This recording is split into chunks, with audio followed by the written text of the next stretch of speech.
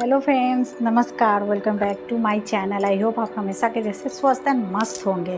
तो फ्रेंड्स, आज मैं आप लोग को एक बिल्कुल ही न्यू स्टोरी लेकर आ गई हूँ और ये हॉरर स्टोरी है। तो फ्रेंड्स, ये हॉरर स्टोरी है और दिवाली कुछ स्पेशल स्टोरी है, तो वीडियो पूरा देखें, स्किप बिल्कुल ना करें। तो फ्रेंड्स, ये स्टोरी मैं शुरू करती हूँ। और ये जो स्टोरी है ना, बिल्कुल ही एक ऐसी स्टोरी है फ्रेंड्स जो रियल में हुई है, और इसको स्किप करके बिल्कुल भी ना देखें। ये वीडियो पूरा देखें और स्किप करना की कोई ज़रूरत नहीं है। जो रियल स्टोरी होती है वही मैं आप लोग को कोशिश करती हूँ आप लोग को दिखाने का। और अगर चैनल पे नए होंगे तो वीडियो अगर आप लोग को अच्छी लग जाएगी तो like and share and subscribe कर लीजिएगा। मैं पहले ही ये फोर्स नहीं करती हूँ कि मुझे सब्सक्राइब करो, वीडियो अच्छी लगे तो सब्सक्राइब करिए। चले तो स्टोरी की शुरुआत करती हूँ। तो ये जो स्टोरी है ना फ्रेंड्स, ये कहानी है उत्तर प्रदेश की एक जगह है, वहाँ की है। तो बिल्कुल ही अनोखी स्टोरी है। तो उत्तर प्रदेश जो है ना, वहाँ की ये स्टोरी है। एक माँ और बेटी का कहानी है, स्टोरी है। तो वहाँ पे क्या है ना फ्रेंड्स कि बहुत ही एक समय में एक इतना ज़्यादा ये पॉपुलर स्टोरी हो चुका था कि सब लोग डरते थे उस घर से। अब तो खैर वो सब बलाएं हट चुकी है घर में।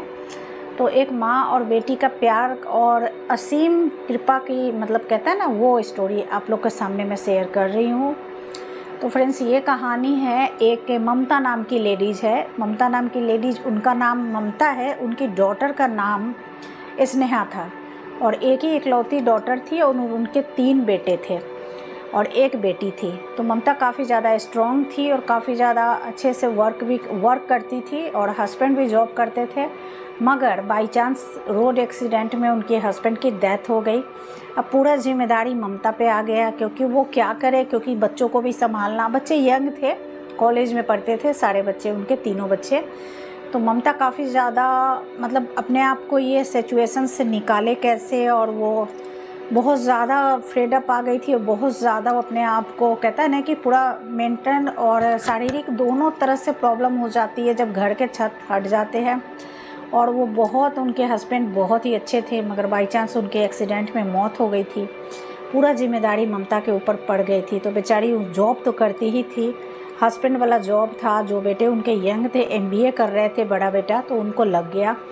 एमबीए कर रहे थे तो वो थोड़ा सा पढ़ाई उनका बाकी था, तो पढ़ाई भी शुरू की, जारी रखा। और डैडी की जगह पे उनको जॉब लग गया।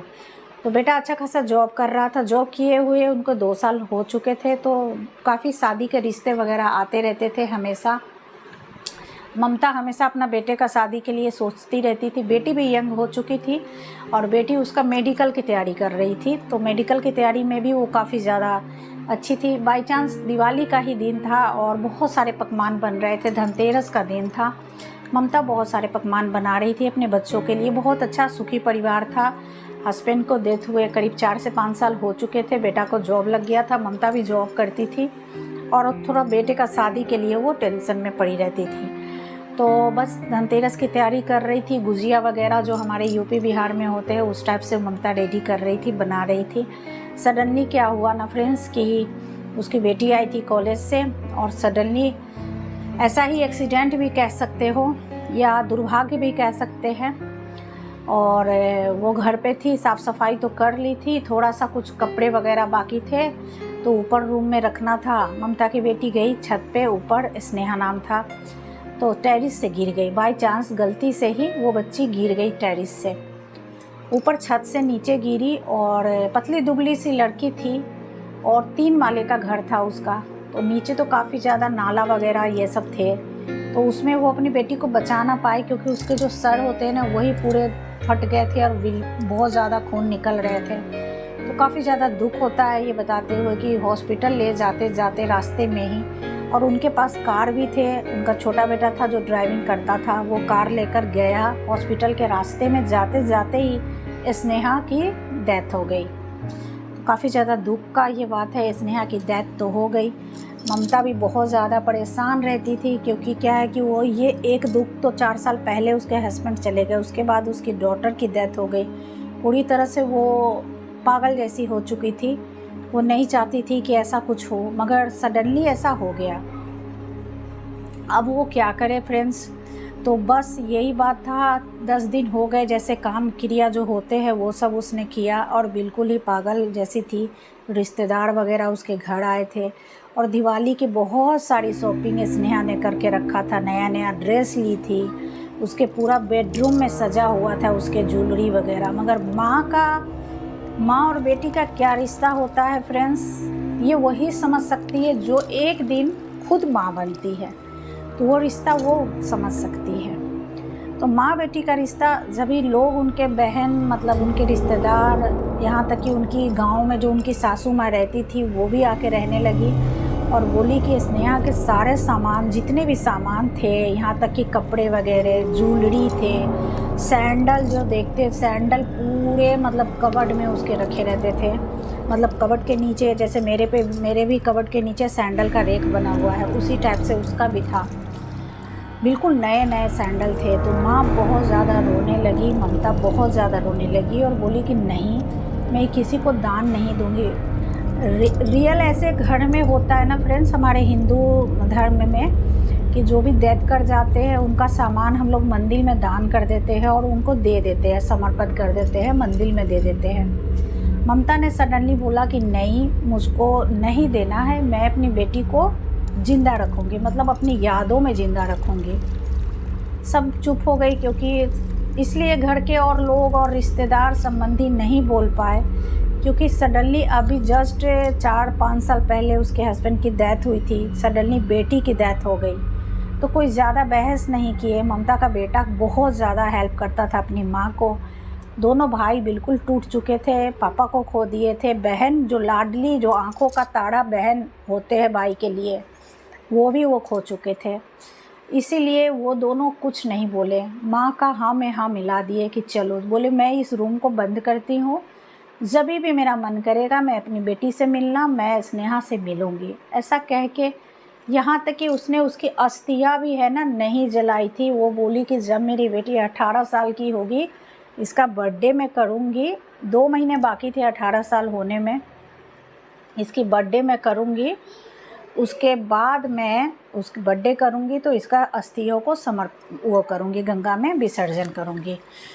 तो फ्रेंड्स ऐसे ही चला। अब करीब 6 महीने बीत गए थे। कभी कभी सडनली घर में है ना, रातों को आवाज़ें किचन में आती थी, कभी कोई दूध का बर्तन गिर गया, कभी ग्लास गिर गए, कभी कुछ ऐसे सडनली गिर जाते थे। तो ममता सोचती थी कि पीछे का दरवाज़ा, क्योंकि उसका पीछे का दरवाज़ा बड़े आंगन थे या थोड़ा सा जंगल टाइप का था, तो वो सोचती थी सडनली बिल्ली हमेशा आ जाती है, खिड़की से भी आ जाती है, तो वो आ गई होंगी, बिल्ली करती होंगी। 6-7 महीने से ये चल रहा था स्नेहा के डेथ के बाद से। कभी कभी ममता को ऐसा लगता कि स्नेहा पीछे खड़ी है, कभी कभी वो खाना बना रही होती है तो उसको ऐसा लगता था कि उसकी बेटी पीछे खड़ी है, तो वो बोलती थी बेटी ऐसे कर, अपने बच्चों को बेटा को बोलती थी, तो बेटा बोलता था कि माँ तो पागल हो चुकी है। मतलब ऐसा सडनली लगता था। और जो अगल बगल है, जो उनके रिश्तेदार हैं, उनको भी लगता था कि बेटी और माँ का रिश्ता क्या होता है।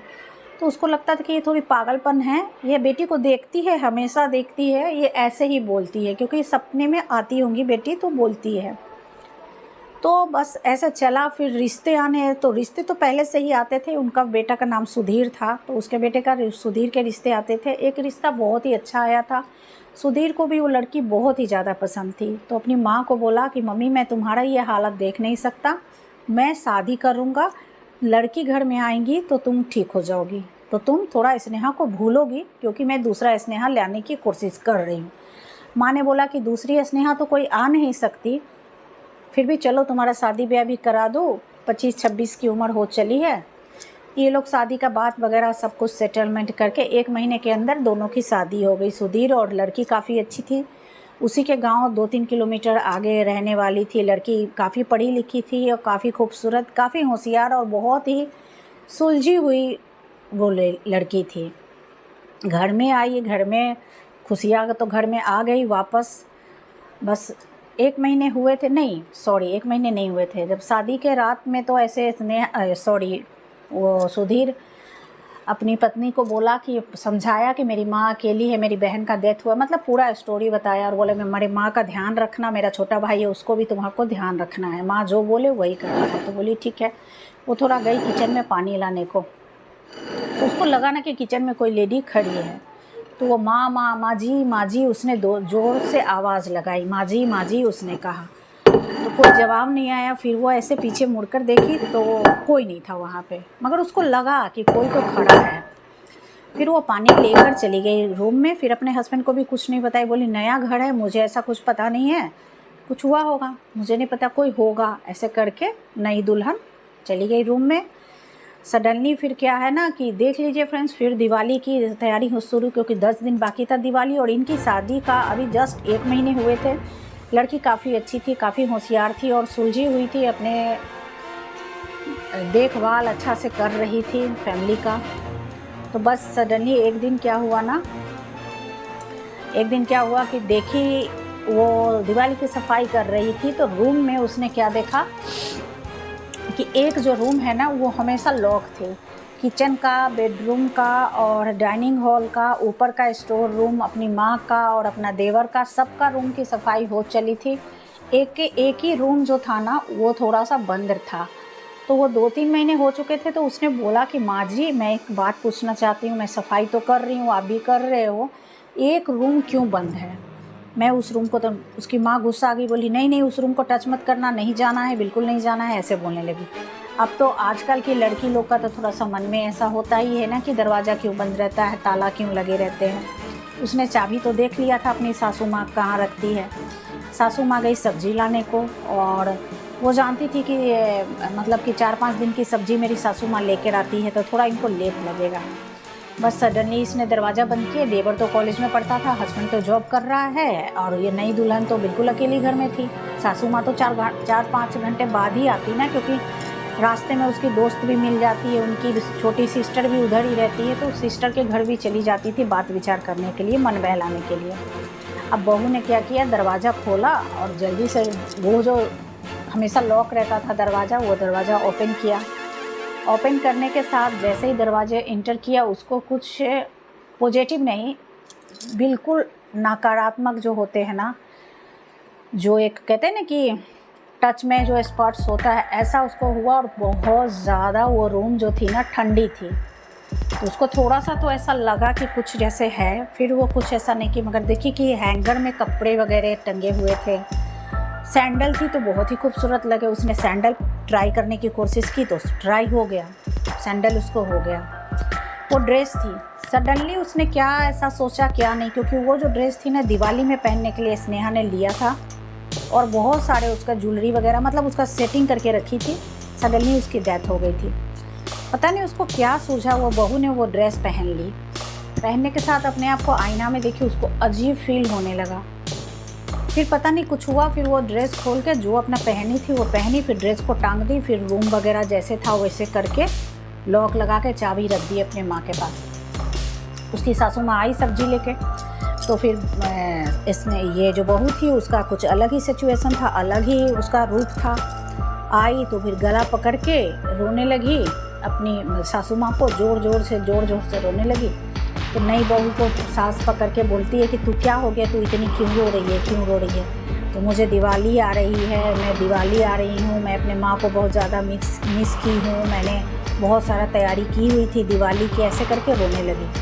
तो सासू माँ को लगा कि नई बहू है, इसको अपने मायका का याद आ रहा है, अपनी मम्मी के घर जाने के लिए रो रही है। तो बोली ठीक है, इस दिवाली पे तू अपनी माँ के घर चली जाना। बोली नहीं मैं कहीं नहीं जाऊँगी, ये मेरा घर है। उसने बोला ये मेरा घर है, मैं जाऊँगी। आँख लाल एकदम बड़े आँख हो गए बहू रानी के। फिर उसकी माँ को समझी नहीं, वो नहाने चली गई। बोले खाना निकालो, फिर खाना भी जैसे तैसे वो निकाल रही है।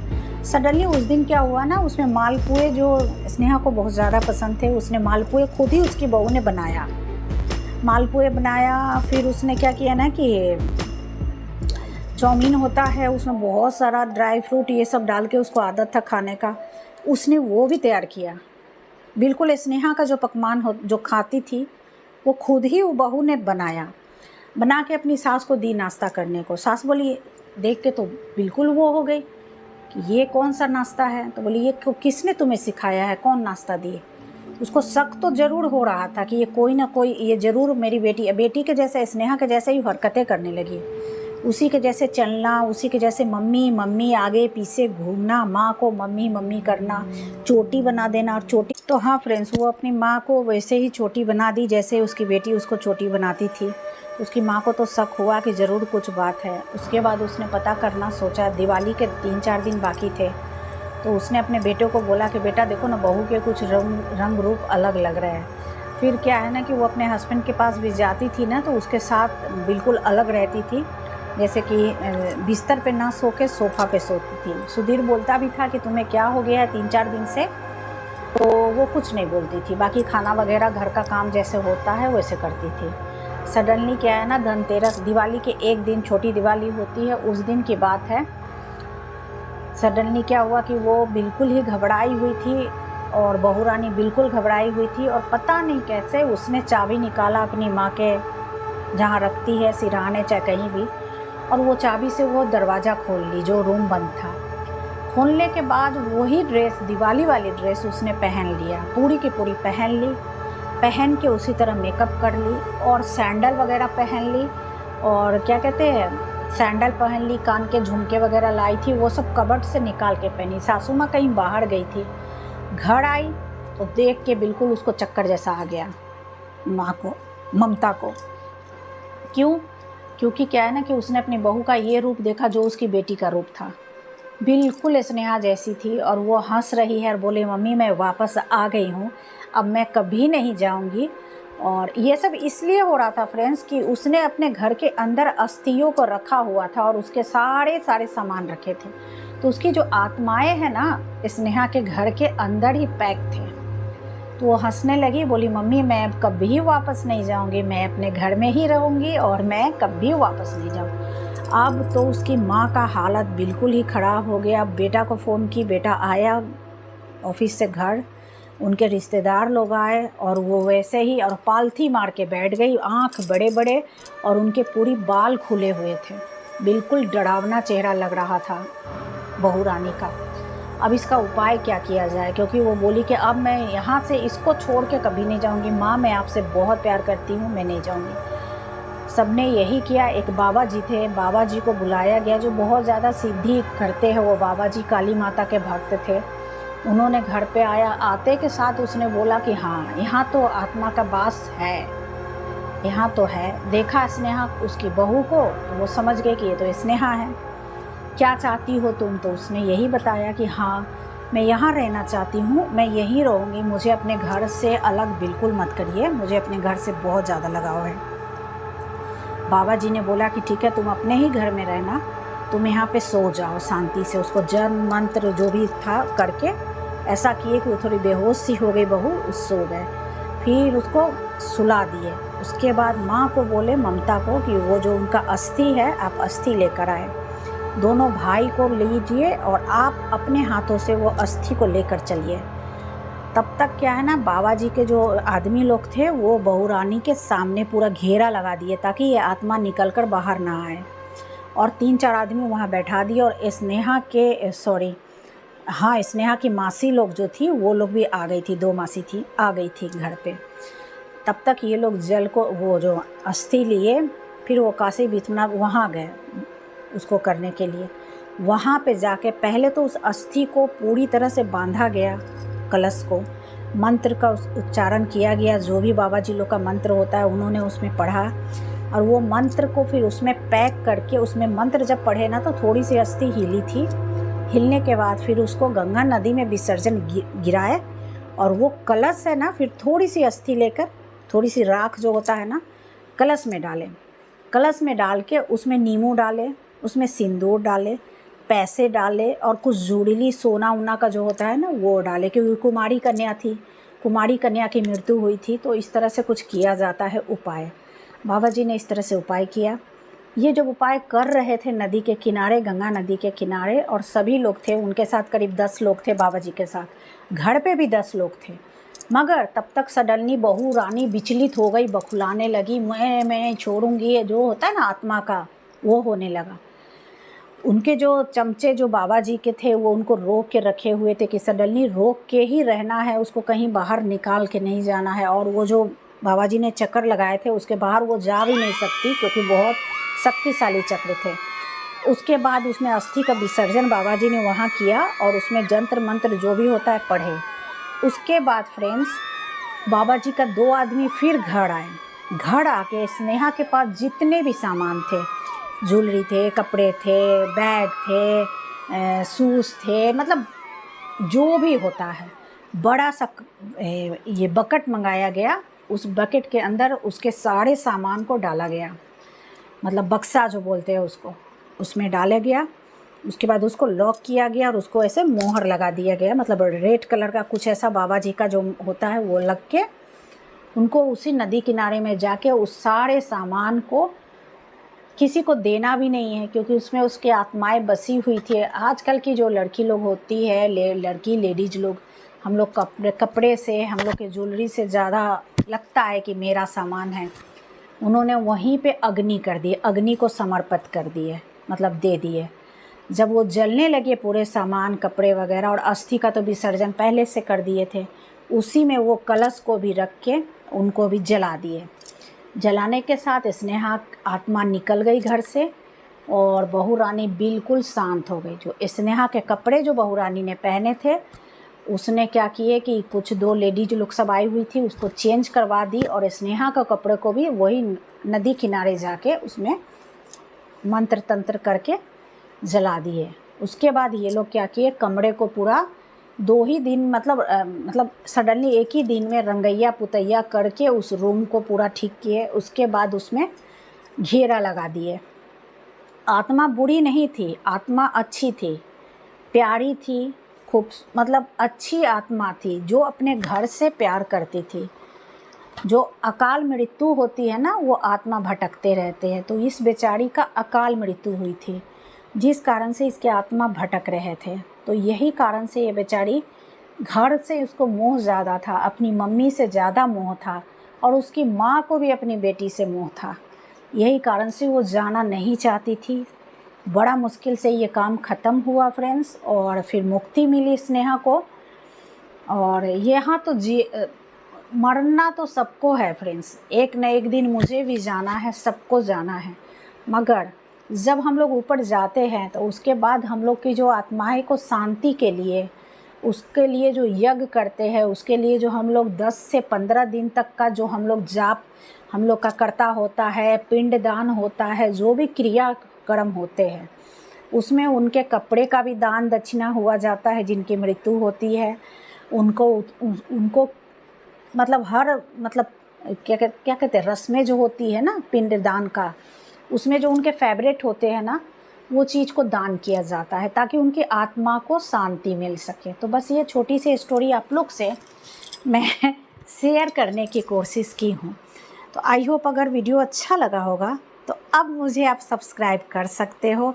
मैं मिलती हूँ नेक्स्ट वीडियो में, और आगे भी बहुत खूबसूरत सा रियल वाला अच्छा वाला स्टोरी लाती रहूँगी। नेक्स्ट स्टोरी में मैं आपको ये बताऊँगी कि जो मेरे साथ हुआ है, जो मेरे साथ मैंने जो देखा है आत्मा को, कैसे देखा है। रियल है फ्रेंड्स, फेक नहीं है। मैं वीडियो बनाने के लिए या अपने पब्लिसिटी के लिए ये सब नहीं कर रही हूँ, जो रियल होते हैं वो मैं दिखाती हूँ। तो मिलती हूँ नेक्स्ट वीडियो में। आई होप आपको ये वीडियो मेरा अच्छा लगा होगा। अगर अच्छा लगा होगा तो लाइक करिएगा, शेयर करिएगा, एंड सब्सक्राइब करना तो बिल्कुल नहीं भूलिएगा। Okay, thank you very much, और thank you for watching my video. Next बार मिलती हूँ। ओम जय साई राम, जय श्री राम।